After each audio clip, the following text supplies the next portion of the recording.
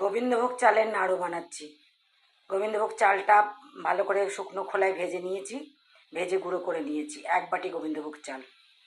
এখানে ওই 50 গ্রামের মতো ছানাটাকে ভালো করে কচলে নিয়েছি হাত দিয়ে, আর একটা নারকেলের হাফ এটাকে মিক্সিতে পিষে নিয়েছি।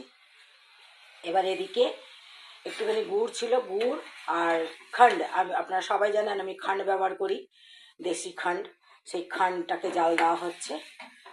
খান্ডটাকে যখন এটা গলে যাবে, একটু একটু মানে পাক হয়ে আসবে, তখন আমি ছানাটা নারকেলটা দেব, দিয়ে তারপরে আবার একটুখানি পাক দিয়ে তারপর ওটা আমি একটু ঘি দেবো 1 চামচ, দিয়ে আমি এই চাল গুঁড়োটার মধ্যে ঢেলে আমি এটাকে নাড়ু বানাবো।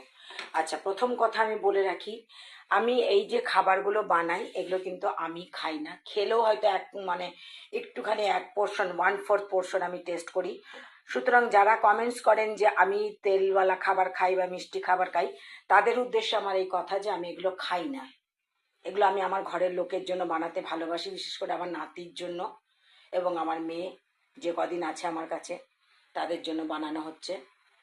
তো তাদের জন্যই আমি এইসব খাবার বানাই, আমি খাই না। সুতরাং কেউ আমাকে উল্টাপাল্টা কথা বলবেন না প্লিজ। আমি এটা পাক হোক তারপর দেখাচ্ছি। খান্ডের মিশ্রণটা, খান্ডার গুড়ের মিশ্রণটা একটুখানি পাক হয়ে যাওয়ার পরে আমি ছানাটা নারকেলটা মিশিয়ে দিলাম। আচ্ছা, এইসব রেসিপি কিন্তু আমার নিজের মাথা থেকে বার করা।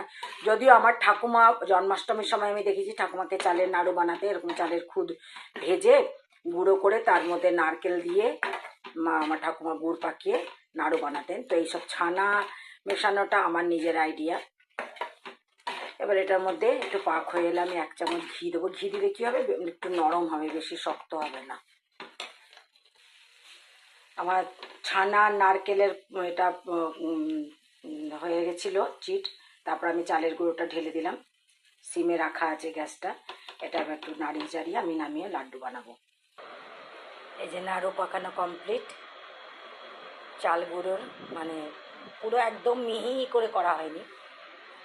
আসলে আমার ঠাকুমা কেন জন্মাষ্টমীতেই খুদের নাড়ু বানাতো, ঠাকুমা দিদার কাছে আমার শোনা যে শ্রীকৃষ্ণের প্রিয় সখা সুদামা যখন শ্রীকৃষ্ণের সাথে দেখা করতে দ্বারকা গেছিলেন, তখন চালের পুটলিতে করে উনি নিজের কাপড়ের পুটলিতে এই খুদের চালের নাড়ু বানিয়ে দিয়েছিলেন ওনার স্ত্রী, এবং সেটা খাওয়ার জন্য শ্রীকৃষ্ণ করে ঝাঁপিয়ে পড়েছিল। তাই দেখে ওনার স্ত্রী রুক্মিণী জিজ্ঞাসা করেছিলেন যে এত ভালো ভালো রাজভোগ খাওয়ার পরেও ওনার এই খুদের নাড়ুর মধ্যে কী বিশেষত্ব। তো সেই জন্য আমার ঠাকুমা প্রতি জন্মাষ্টমীতে এই খুদের নাড়ু বানাতেন। আমি যতদিন বিয়ের আগে দেখেছি, বিয়ের পরে কী করতেন আমি জানি না, বিয়ের আগে উনি প্রতিদিন বানাতেন। তো আপনাদেরকে আমি পুরো রেসিপি দেখিয়ে দিয়েছি। আপনারা এরকম করে বানিয়ে খাবেন, খেয়ে বলবেন আমাকে কেমন হয়েছে, এবং আমার চ্যানেলটাকে অবশ্যই অবশ্যই লাইক সাবস্ক্রাইব করুন এবং কমেন্টস করবেন।